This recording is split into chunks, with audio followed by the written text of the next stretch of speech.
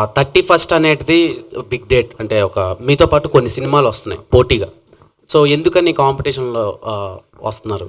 అంటే ఇది సింగిల్గా వచ్చుంటే ఆడియన్స్ ఇంకొంచెం ఎక్కువ మంది వస్తుండే కదా, అందుకని. అంటే కాంపిటీషన్ ఇస్ ఆల్వేస్ గుడ్.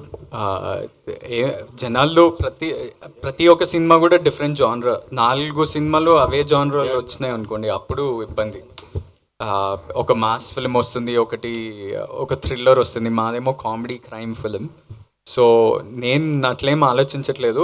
ప్రతి సినిమాకి ఆ ఆడియన్స్ ఉంటుంది, వాళ్ళు వచ్చేస్తారు. అంటే సినిమా కనెక్ట్ అయితే ఆ వర్డ్ ఆఫ్ మౌత్ ద్వారా వచ్చేస్తారు.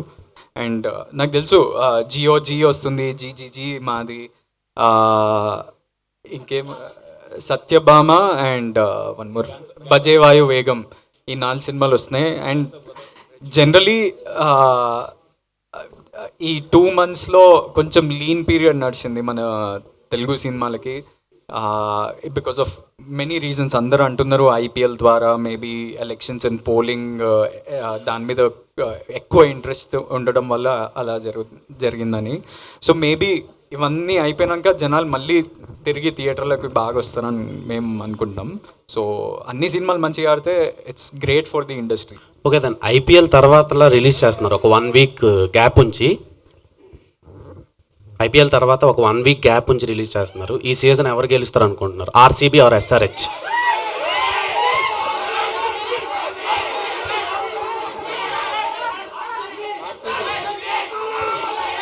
ఆరెంజ్ ఎప్పటికీ ఓ రేంజ్ అంటున్నా. So SRH. ఓకే, సో మీది డ్యూయట్ అని ఒక పోస్టర్ చూసాను. అవునవును, ప్రీవియస్గా చాలా యూనిక్ ఉంది. అండ్ వైష్ణవి గారే అందులో కూడా లీడ్ చేస్తున్నారు. లేదు అది వేరే సినిమా, మీరు సినిమాలు కన్ఫ్యూజ్. ఓకే, వైష్ణవి గారితో ఒక పోస్టర్ ఉందండి, అది సాయి రాజేష్ అన్న వాళ్ళ. సో అది బేబీ సీక్వెల్ అనుకోవచ్చా మేము? లేదు, కాదు. Okay, all the best. Producer గారు, సో ఇప్పుడు సినిమా బిజినెస్ అనేది టఫ్గా మారింది, ఓటీటీలు చిన్న సినిమాలకి తీసుకోవట్లేదు. సో మీ సినిమా ఎంతవరకు సేపు బిజినెస్ పరంగా ఎలా ఉంది? సేఫే ఉన్నామండి. ఓటీటీ కూడా ఆల్రెడీ మాకు క్లోజ్ అయిపోయింది. సో ఓటీటీ ఆల్రెడీ క్లోజ్ అయిపోయింది. అండ్ బిజినెస్ కూడా ఆల్రెడీ నైజామ్ ఎవ్రీథింగ్ క్లోజ్ అయిపోయింది. అండ్ డేట్ నిందాక చెప్పినట్టు 4 సినిమాలు అని యాక్చువల్గా మేము అనుకున్నాము. బట్ మేము 17th రావాల్సింది యాక్చువల్గా అయితే, ఈ మంత్ 17th. అప్పుడు జిఓజీ వస్తుంది అని చెప్పి మేము 24th అనుకున్నాం. మళ్ళీ అక్కడ ఉంటుందని 31st ఫస్ట్ మేము అనౌన్స్ చేసాము. సో మేము అనౌన్స్ చేసేటకి 31st అసలు ఎవరూ లేరు. బట్ ఇంకా అన్నీ వచ్చేసినాయి. బట్ యాజ్ ఆనంద్ చెప్పినట్లు 2 months సినిమాలు లేకుండా వస్తున్న ఫస్ట్ వీక్ అది సినిమాలకి. సో 4 movies ఈ షుడ్ బి గుడ్. బిజినెస్ అందరికీ బాగానే జరుగుతుందని మేము నమ్ముతున్నాం. డైరెక్టర్, సో ఆనంద్కి బేబీ లాంటి పెద్ద హిట్ పడింది. సో ఆ తర్వాత దీంట్లో ఏమైనా మార్పులు చేయడం కానీ, ఆయన క్యారెక్టరైజేషన్ కానీ, ఇమేజ్ పరంగా ఏమైనా మార్పులు చేయడం జరిగిందా ఈ మూవీలో? 1% కూడా జరగలేదండి. అంతే, నేను ఏదైతే స్క్రిప్ట్ అనుకున్నామో అదే చేసాం అందరూ. నిజమేనండి, అది మాత్రం 1000% డైరెక్టర్స్లో అర్జున్ రెడ్డి. ఓకే, ఇమాన్యుయల్,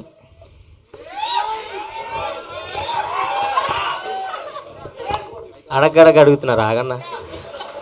జబర్దస్త్లో మీకు ఒక మంచి పేరు ఉంది, మంచి కెమిస్ట్రీ వర్కౌట్. ఇందులో మీకు ఏమైనా పేరు ఉంటుందా? అట్లాంటిది ఏమైనా ఉందండి. ఇందులో ఆనంద్ అన్నతో పేరు ఉంటాను నేను. జబర్దస్త్లో కన్నా ఎక్కువ ఉంటుంది రొమాన్స్ మా ఇద్దరి మధ్య. ఇందులో ఉదయ్ డైరెక్టర్. ట్రైలర్ చాలా బాగుంది. All the best. Vijendra Prasad గారితో పని చేశారన్నారు చెప్పారు కదా. సో ఈ కథ రాసుకునేటప్పుడు ఓన్లీ ఆనంద్ అంటే ఇంతకుముందు చేసినవి కాన్సెప్ట్ బేస్డ్ సినిమాలు చేశారు. ఈ కథలో క్యారెక్టర్ చూస్తే డిఫరెంట్గా ఉంది. సో ఆనంద్ కోసం రాసుకున్నారా, లేదు అంటే ఆనంద్ని మీరు అలా మౌల్డ్ చేసుకున్నారా మీ క్యారెక్టర్ గణేష్ కోసం? ఇది ఫస్ట్ కొంచెం స్టార్ లాగా చేయాల్సిన సినిమా కాదండి. ఇదంతా క్యారెక్టర్ డ్రివెన్ స్టోరీలా ఉంటుంది. ప్రతి ఒక్క క్యారెక్టర్ ఇంపార్టెంట్ లాగే ఉంటుంది. నేను రాసుకున్నప్పుడు ఆనంద్ గారు పర్ఫెక్ట్ యాప్ట్ అనిపించింది. అంటే ఈ ఎనర్జెటిక్ సైడ్ ఆనంద్ గారిని ఎవరో ఎక్స్ప్లోర్ చేయలేదు అనిపించింది. సో అందుకనేసి నాకు అది ప్లస్గా తీసుకొని అట్లా చేసామండి. ఆనంద్ గారు హియర్. సో మీరు ప్రీవియస్గా బేబీ అండ్ దెన్ ఈ సినిమా ముందు చేసినవి Guntur melodies, middle class melodies గుర్తుంది. సో ఈ సినిమాలో మామూలుగా ఎవరైనా గుంటూరు సినిమా లేకపోతే బొంబాయి చట్నీ లేకపోతే మిడిల్ క్లాస్ మెమరీ మీరు అంటే అది ఆ ఏరియాలో జరిగింది కదా, అందుకని గుర్తుంది అలా.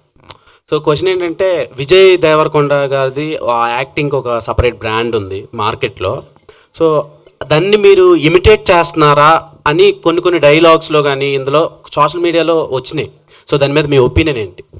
అంటే ఆయన డైలాగ్ డెలివరీ కానివ్వండి, ఆయన ఎక్స్ప్రెషన్స్ కానివ్వండి, ఆయన్ని ఇన్స్పిరేషన్గా తీసుకొని లేదంటే ఇమిటేట్ చేస్తున్నట్టు ఉంది. దాని మీద మీ ఒపీనియన్ ఏంటి? ఇమిటేషన్ అంటే మీరు వాయిస్లో అంటున్నారా లేకపోతే యాక్టింగ్? వాయిస్ డైలెక్ట్ కానివ్వండి, యాక్టింగ్ మాడ్యులేషన్ కానివ్వండి, వే ఆఫ్ ఎగ్జిక్యూటింగ్ పెర్ఫార్మెన్స్ కానివ్వండి, అన్నీ అలా అనిపిస్తున్నాయి అని అంటున్నారు. దాని మీద మీ ఒపీనియన్? మీకు అనిపిస్తున్నాయా?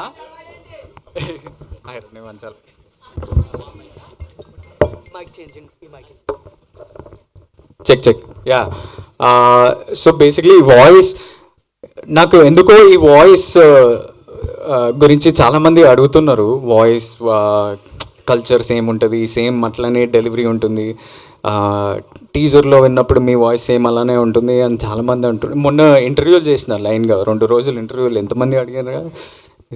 So I don't know the answer to that. నేను ఏం చేయాలి ఇప్పుడు విజయ్ ఫోన్ చేస్తే ఇద్దరు ఒకేసారి మాట్లాడుతుంటే మనకు క్లారిటీ వస్తుంది.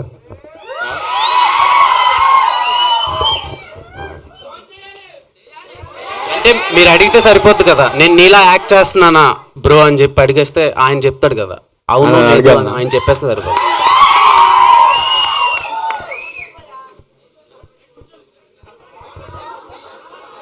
నాకు తెలియదు, షూటింగ్లో ఉన్నాడేమో.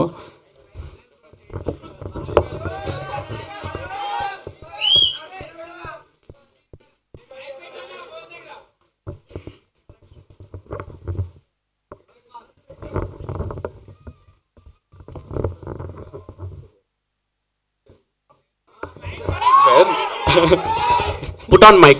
Basically, the question that I'm continuously getting asked from last 2-3 days and ఇప్పుడు కూడా అడుగుతున్నారు.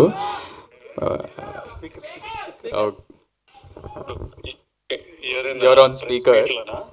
ప్రెస్ మీట్లో ఇట్లా వాయిస్ ఏముంది, నేను ఇమిటేట్ చేస్తున్నా అంట. నేను ఏంది ఈ సంగతి, మీ ఒపీనియన్ ఏంటి అని నన్ను అడుగుతుర్రు. నాకు తెలియదు, మా అన్ననే చెప్తాడని నేను చెప్పిన. అవును, మా వాయిస్ కొంచెం ఒకలాగానే ఉంటుంది. అది చిన్నప్పుడు రియలైజ్ అయినాం. మా మమ్మీ అని పిలవగానే మమ్మీ నేనా చిన్నోడా అని మమ్మీకే కన్ఫ్యూజన్ ఉన్నప్పుడు మాకు అది అర్థమైంది. ఆ తర్వాత దాన్ని చాలా రకాలుగా వాడినాం. ఫ్రెండ్స్ ని ప్రాంక్ చేయడానికి, గర్ల్ ఫ్రెండ్స్ ని ప్రాంక్ చేయడానికి.